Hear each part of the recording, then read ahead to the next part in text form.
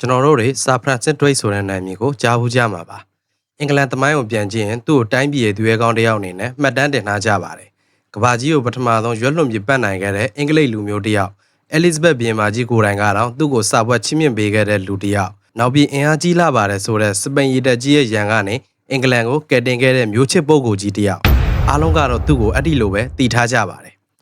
်ဒါပေမဲ့တစ်ဖက်ကစပိန်အင်ပါယာရဲ့မှတ်တမ်းတွေကိုလှန်ကြည့်လိုက်ရင်တော့သမိုင်းကလုံးဝကိုပြောင်းပြန်ပါ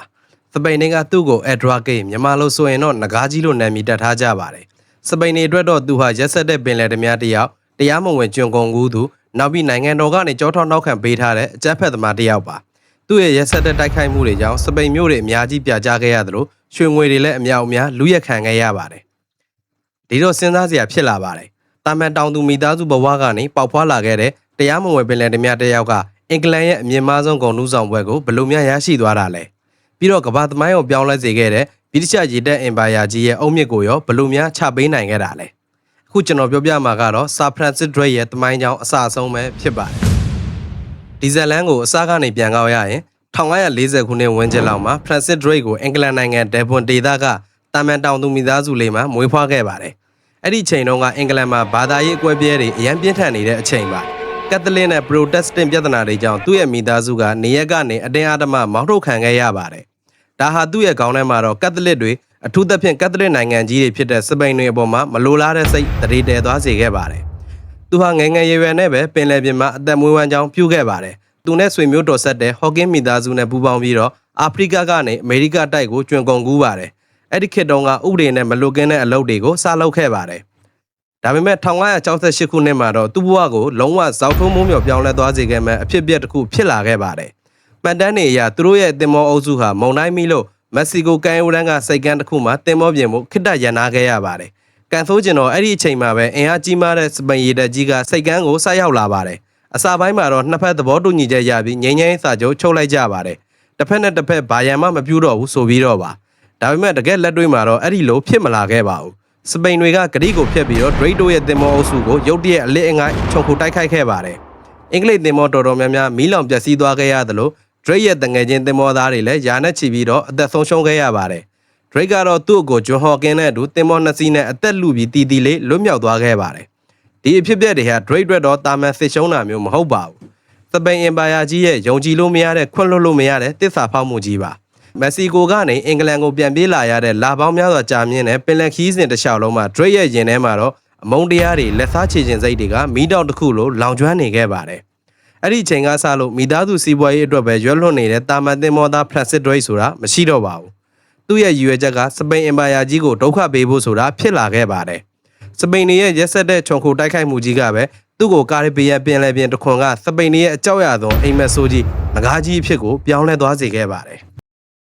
1980နဲ့82ခုနှစ်တွေမှာဒရိတ်ကကာရစ်ဘီယံပင်လယ်ပြင်စီကိုပြန်ရောက်လာပါတယ်။ဒီတစ်ခါတော့ကုန်သွယ်ဖို့မဟုတ်တော့ပါဘူး။စပိန်တွေကိုပျောက်ကြားစနစ်နဲ့ဒုက္ခပေးဖို့လက်စားချေဖို့တက်တက်ပြန်လာခဲ့တာပါ။သူ့ရဲ့ပြစ်မှတ်ကတော့ရှင်းတယ်။စပိန်တွေတောင်အမေရိကတိုက်ကနေဥရောပကိုတည်လာမဲ့ရွှေနဲ့ငွေတွေအထူးသဖြင့်ပနားမားကိုဖျက်ပြီးတည်တဲ့ငွေတန်မြင်းလဲတန်းကြီးတွေကိုတိုက်ခိုက်မှာပါ။ဒါပေမဲ့စပိန်စစ်တပ်အဆောင်ရှောက်တွေအများကြီးပါတဲ့ဒီလှဲတန်းကြီးကိုတာမန်ပင်လယ်ဓမြတင်မောသားလက်တဆုပ်စာလောင်းနဲ့တိုက်ဖို့ဆိုတာဘလို့မှမဖြစ်နိုင်ပါဘူး။ဒီနေရာမှာဒရိတ်ကညံပြေးပါတယ်။သူကစပိန်နေစီကနေထွက်ပြေးလွတ်မြောက်လာခဲ့တဲ့အာဖရိကကကျွန်းနေသူတို့ကိုစီမာရွန်းလုံးခေါ်ပါတယ်။သူတို့တွေနဲ့သွားပြီးတော့လျှို့ဝှက်မှာမိတ်ဖွဲ့လိုက်ပါတယ်။ဒီစီမာရွန်းတွေကတောတောင်တွေရဲ့အနေထားတွေကိုကျွမ်းကျင်တယ်လို့စပိန်တွေကိုမုန်းတီးတဲ့နေရာမှာလည်းဒရိတ်နဲ့အတူတူပါပဲ။ဒါဟာဘာသာရေးလူမျိုးရေးတွေကိုကြော်လွန်ပြီးတော့ရန်သူရဲ့ရန်သူဟာကိုယ့်ရဲ့မိတ်ဆွေဆိုတဲ့သဘောအတိုင်းပထဝီနိုင်ငံရေးနဲ့စီးပွားရေးအရာအလွန်အောင်မြင်တဲ့ပူးပေါင်းမှုတစ်ခုဖြစ်သွားပါတယ်။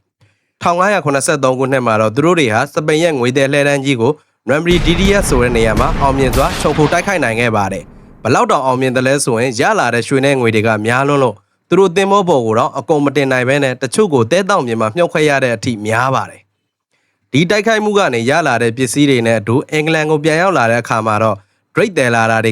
ကတာမန်ရွာလုံးကျွတ်ချမ်းသာရုံနဲ့မကပါဘူး။တိုင်းပြည်ရဲ့ဘဏ္ဍာရေးကိုပါလှုပ်ခတ်သွားစေခဲ့ပါတယ်။ဒီသတင်းကလည်းအဲလစ်ဇဘက်ဘုရင်မကြီးရဲ့နားထဲကိုပါချက်ချင်းရောက်သွားပါတယ်။ဘုရင်မကြီးကစပိန်လိုမျိုးဥရောပရဲ့အင်အားအကြီးဆုံးနိုင်ငံကြီးကိုမျက်နှာချင်းဆိုင်စစ်မကြေညာဘဲနဲ့ဒရိတ်လိုမျိုးပင်လယ်ဓမြတွေကိုနောက်ွယ်ကနေငွေကြေးထောက်ပံ့ပေးရင်တိုင်းပြည်အတွက်လည်းအကျိုးမြတ်ရရန်သူကိုလည်းအင်အားဆုပ်ယုပ်စေနိုင်တယ်ဆိုတဲ့အချက်ကိုနားလည်သွားပါတယ် တရားဝင်စစ်ပွဲတွေထက်ဒီလိုမျိုး privateering လို့ခေါ်တဲ့နိုင်ငံတော်ပိုင်ပင်လယ်ဓမြအလောက်ကပို့ပြီးတွက်ချေကိုက်နေတာပါဒါကြောင့်ပဲ Drake ဟာလမ်းဘေးပင်လယ်ဓမြအဆင့်ကနေဘီယမာကြီးကိုယ်တိုင်ကြောထောင်းနောက်ခံပေးထားတဲ့လူယုံတော်အဖြစ်ယာတူတိုးသွားခဲ့ပါတယ်ပြီးတော့ဘီယမာကြီးကသူ့ကိုအန်တီယမ်များတဲ့လျှို့ဝှက်စစ်စင်ရေးကြီးတစ်ခုအတွက်တာဝန်ပေးလိုက်ပါတယ်ဒီစစ်စင်ရေးကြီးကဥရောပသမိုင်းကိုပါအကြီးကျယ်ပြောင်းလဲစေခဲ့ပါတယ်ဒါရဲ့အကျိုးဆက်တွေအနေနဲ့ပြည်ထတွေကနောက်ပိုင်းမှာကျွန်တော်တို့မြန်မာနိုင်ငံထိတောင်နေချက်လာခဲ့တာပါဘီယမာကြီးစီကလျှို့ဝှက်တာဝန်ရခဲ့တဲ့ Drake ဟာ1989ခုနှစ်မှာတော့ Golden Hind ဆိုတဲ့သင်္ဘောကိုဥဆောင်ပြီးတော့သမိုင်းဝင်ခီးစဉ်ကြီးတစ်ခုကိုစတင်ပါတော့တယ်သူ့ရဲ့ရည်ရွယ်ချက်ကတောင်အမေရိကတိုက်ရဲ့အောက်ခြေကမကြလန်ရေလက်ကြားကိုဖြတ်ပြီးတော့ပစိဖိတ်သမုဒ္ဒရာတွေကိုဝင်ဖို့ပါအဲ့ဒီခေတ်တုန်းကပစိဖိတ်သမုဒ္ဒရာဆိုတာစပိန်တွေအတွက်တော့သူတို့ရဲ့ကိုယ်ပိုင်ရေကန်ကြီးတစ်ခုလိုဖြစ်နေခဲ့တာပါဘယ်ရန်သူမှဒီဘက်လှည့်လာလိမ့်မယ်လို့မထင်တဲ့အတွက်စပိန်စိတ်ကမ်းတွေမှာဘာကာကွယ်ရေးအဆောက်အအုံမှာတေချာမထားခဲ့ပါဘူးဒရိတ်ခီးစဉ်ကလည်းလွယ်ကူလာတာတော့မဟုတ်ပါဘူးလန်ခီးမှာပုံကန်တဲ့သင်္ဘောသားတွေရှိပါတယ်ဒရိတ်ကသူ့ရဲ့လှုပ်ဖို့ကင်ဘက်တငယ်ချင်းရင်းဖြစ်တဲ့သောမတ်ဒေါက်တီကိုတော့တစ္ဆာဖောင်းမှုနဲ့ကုမြက်ခဲ့ရတဲ့အထိရက်ဆက်ပြတ်သားခဲ့ပါတယ်ဒါဟာသူ့ရဲ့ရည်မှန်းချက်အတွက်ဘသူ့ကမှအတားဆီးခံမှာမဟုတ်ဘူးဆိုတာကိုပြလိုက်တာပါပစိဖိတ်သမုဒ္ဒရာတွေကိုလည်းရောက်တော့ Drake ကစပိန်ရဲ့အလစ်ငိုက်ဖြစ်နေတဲ့ချီလီနဲ့ပီရူးကစိတ်ကမ်းတွေကိုစိတ်ကြိုက်လူးရက်ခဲ့ပါတယ်အကြီးကြီးရလိုက်တာကတော့ရွှေတွေငွေတွေအပြည့်တင်ထားတဲ့စပိန်ရဲ့အေယာမရတနာတင်သင်္ဘောကြီးကာကာဖြူဟိုးကိုတိုက်ခိုက်သိမ်းပိုက်နိုင်ခဲ့တာပါသင်္ဘောဘကရွှေငွေတွေဟာများပြားလွန်းလို့ Drake ရဲ့သင်္ဘောကြီးတောင်ရေထဲကိုတော်တော်နစ်ဝင်သွားခဲ့တယ်လို့ဆိုကြပါတယ်အဲ့ဒီနောက် Drake ကစပိန်နေလိုက်ဖမ်းမှာကိုရှောင်ရှားရင်းနဲ့ပဲပစိဖိတ်သမုဒ္ဒရာကိုဖြတ်အိန္ဒိယသမုဒ္ဒရာကိုကျော်အာဖရိကတိုက်ကိုပတ်ပြီး3နှစ်အကြာ1580ခုနှစ်မှာအင်္ဂလန်ကိုပြန်ရောက်လာခဲ့ပါတယ်။သူဟာကဘာကိုပထမဆုံးရွက်လွန်ပတ်နိုင်ခဲ့တဲ့အင်္ဂလိပ်လူမျိုးဖြစ်လာခဲ့တာပါ။ဒီခီးစဉ်ကနေသူတည်လာခဲ့တဲ့ပစ္စည်းတွေရဲ့တန်ဖိုးဟာအဲ့ဒီခေတ်တုန်းကအင်္ဂလန်နိုင်ငံရဲ့တစ်နှစ်စာဝင်ငွေထက်တောင်ပိုများနေခဲ့ပါတယ်။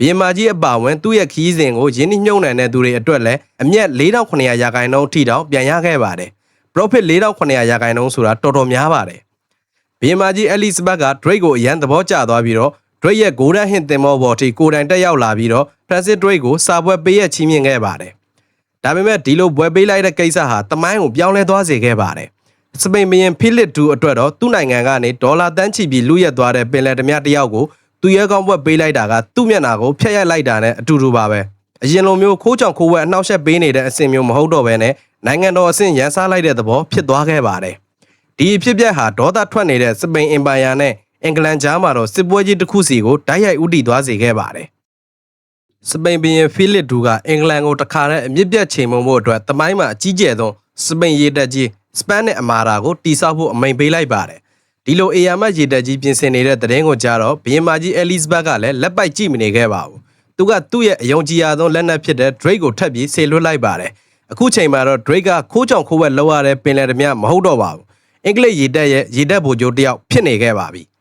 1988ခုနှစ်မှာတော့ Drake ကအရန်ကိုပဲရဲတင်းတဲ့စစ်စင်ရေးတစ်ခုကိုပြုလုပ်ခဲ့ပါတယ်။စပိန်ရေတပ်ကြီးစုဝေးနေတဲ့ကားတစ်စိတ်ကမ်းထဲကိုရုတ်တရက်ဝင်ရောက်တိုက်ခိုက်ခဲ့တာပါ။ခံတပ်တွေအခိုင်အမာချထားတဲ့ရန်သူစိတ်ကမ်းထဲအထိဝင်သွားပြီးတော့စပိန်သင်္ဘော30ကျော်ကိုမီးရှို့ဖျက်ဆီးခဲ့ပါတယ်။အရေးကြီးဆုံးကတော့ရေနဲ့ရိတ်ခါတွေထဲမဲ့စီပိုင်းတွေလှုပ်တဲ့တစ်သားတွေကိုအကုန်ဖျက်ဆီးပစ်ခဲ့တာပါ။ဒီအဖြစ်အပျက်ကိုတမိုင်းမှာစပိန်ဘုရင်ရဲ့မုတ်စိမ်မွေးကိုမီးနဲ့ရှို့လိုက်ခြင်းလို့လှောင်ပြောင်တင်သားခဲ့ကြပါတယ်။ဒီလိုကြိုတင်ဝင်တိုက်လိုက်တဲ့အတွက်စပိန်ရဲ့ကျူးကျော်ရေးအစီအစဉ်ကြီးကတစ်နှစ်တိနောက်ကျသွားခဲ့ရပါတယ်။အင်္ဂလန်အတွက်တော့ပြင်ဆင်ခြင်းတစ်နှစ်ပိုရသွားခဲ့ပါတယ်။ဒါပေမဲ့ဒါဟာပိုပြီးကြီးမားတဲ့နောက်ထပ်အလဲပြောင်းတစ်ခုဖြစ်သွားစေခဲ့ပါတယ်။ဘာလို့လဲဆိုတော့အိမ်တန်ရာရောက်အဆက်ခွဲခံလိုက်ရတဲ့စပိန်ဘုရင်ဟာပိုပြီးဒေါသထွက်လာလို့ပါ။အခုချိန်မှာတော့ဒါဟာနိုင်ငံရေးစီးပွားရေးသက်မဟုတ်တော့ပါဘူး။ဘာသာရေးနဲ့ကိုရေးကိုယ်တာတိတ်ခါပြဿနာတွေပါဖြစ်လာပါတော့တယ်။ Drake ရဲ့ကြိုတင်တိုက်ခိုက်မှုကနှစ်နိုင်ငံကြားကကြန့်ရှိနေသေးတဲ့ငိမ့်ချမ်းလမ်းစာအားလုံးကိုအပြည့်တိုင်ဖျက်ဆီးပစ်လိုက်ပါတယ်။ပြီးတော့1988ခုနှစ်မှာအင်္ဂလန်ကိုအပြတ်ချိန်မုံဖို့အတွက်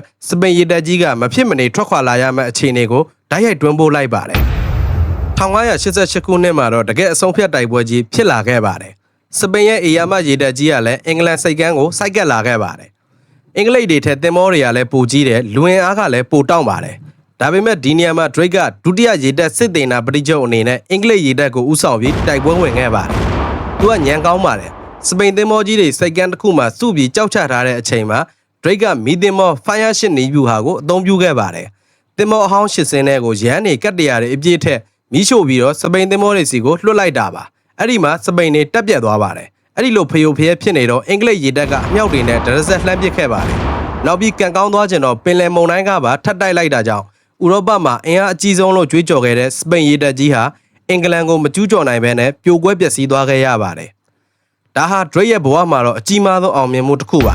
။ဒါပေမဲ့ Drake ရဲ့သမိုင်းကအမြဲတမ်းအောင်မြင်မှုပဲရှိခဲ့တာတော့မဟုတ်ပါဘူး။ဒီစစ်ပွဲပြီးတဲ့နောက်ပိုင်းအင်္ဂလန်ကစပိန်ကိုပြန်ပြီးလက်စားချေဖို့ကြိုးစားခဲ့ပါတယ်။ Drake ကိုယ်တိုင်ဦးဆောင်ပြီးစပိန်ကိုတွားတိုက်ခဲ့ပေမဲ့အဲ့ဒီစစ်စင်ရေးကလည်းအကြီးအကျယ်ကြာရှုံးခဲ့ရပါတယ်။ Drake ရဲ့ကန်တာတာကလည်းအဲ့ဒီချိန်ကစလို့တဖြည်းဖြည်းဆုတ်ယုတ်လာခဲ့ပါတယ်။နောက်ပြီး1996ခုနှစ်မှာသူငငယ်တုန်းကရွှေတွေလူရက်ခဲ့မှုတဲ့ကာရေဘီယံပင်လယ်ပြင်စီကိုစစ်စင်ရေးတစ်ခုနဲ့ထပ်ပြီးရောက်သွားခဲ့ပါတယ်။ဒါပေမဲ့ဒီတစ်ခေါက်မှာတော့စပိန်တွေရဲ့အမြောက်ဆန်ကြီးစံနေကြောင်းမဟုတ်ဘဲနဲ့အဲ့ဒီခေတ်တုန်းကပင်လယ်ပြင်မှာအဖြစ်များတဲ့ dysentery လို့ခေါ်တဲ့ဝမ်းကိုက်ယောဂါနဲ့ပဲ Drake တယောက်ဘဝဇာတ်သိမ်းခဲ့ရပါတယ်။သူ့ရဲ့အလောင်းကိုခဲခေါင်းတလားနဲ့ထည့်ပြီးတော့ကာရေဘီယံပင်လယ်ထဲမှာပဲတကြိုခဲ့ကြပါတယ်။ယနေ့ခေတ်ထိတောင်သူ့ရဲ့အလောင်းကိုဘယ်သူမှရှာမတွေ့သေးပါဘူး။ဒီဗီဒီယိုရဲ့အစမှာကျွန်တော်မေးခဲ့တဲ့မေးခွန်းကိုမှတ်မိကြသေးလားဗျ။လမ်းဘေးပင်လယ်ဓမြတယောက်ကတိုင်းပြည်ရဲ့သူရဲ့ကောင်ဘလို့ဖြစ်လာတာလဲဆိုတာကိုဘဝကိုတရားမဝင်ကျွန်ကုန်ကူးတို့ပင်လယ်ဓမြတယောက်အနေနဲ့စတင်ခဲ့တဲ့ Francis Drake ဟာကွယ်လွန်ချိန်မှာတော့အင်္ဂလန်နိုင်ငံအတွက်ရာစုနှစ်ပေါင်းများစွာကမ္ဘာကြီးကိုလွှမ်းမိုးနိုင်မဲ့ဗြိတိရှအင်ပါယာကြီးကိုဖြစ်လာစေမဲ့အုတ်မြစ်ကိုခိုင်ခိုင်မာမာချပေးခဲ့ပါတယ်။စပိန်တွေဘက်ကကြည့်ရင်တော့ရက်ဆက်တဲ့ရာဇဝတ်ကောင်တယောက်ပါ။အင်္ဂလန်ဘက်ကကြည့်ရင်တော့တိုင်းပြည်ကိုကယ်တင်ခဲ့တဲ့သူရဲ့ကောင်။ဒါကြောင့်သမိုင်းဆိုတာဘသူဘက်ကရေးတယ်လဲဆိုတဲ့အပေါ်မှာမူတည်တယ်ဆိုတာကိုဆာဖရန်စစ်တို့ရဲ့ဘဝဇာတ်ကြောင်းကကျွန်တော်တို့ကိုအထင်ရှားဆုံးသက်သေပြနေတာဖြစ်ပါတယ်။နောက်ဆုံးအနေနဲ့စဉ်းစားစရာမေးခွန်းလေးတစ်ခုခြံထားခဲ့ကြပါတယ်။တကယ်လို့သာ1988ခုနှစ်တုန်းကအဲ့ဒီရေတက်တိုက်ပွဲကြီးမှာ Drake တို့သာရှုံးနိမ့်သွားခဲ့မယ်ဆိုရင်ယနေ့ခေတ်ကဘာကြီးရဲ့သမိုင်းကဘလို့တွေများပြောင်းလဲသွားနိုင်မလဲ။အင်္ဂလိပ်စာအစားစပိန်စာကကမ္ဘာရုံသုံးဘာသာစကားများဖြစ်နေတော့မလား။ဗီဒီယိုလေးကိုအဆုံးထိကြည့်ရှုပေးတဲ့အတွက်အားလုံးကိုကျေးဇူးတင်ပါတယ်ခင်ဗျာ။ကျွန်တော်တို့နောက်ဗီဒီယိုတွေမှာပြန်ဆောင်ကြပါမယ်။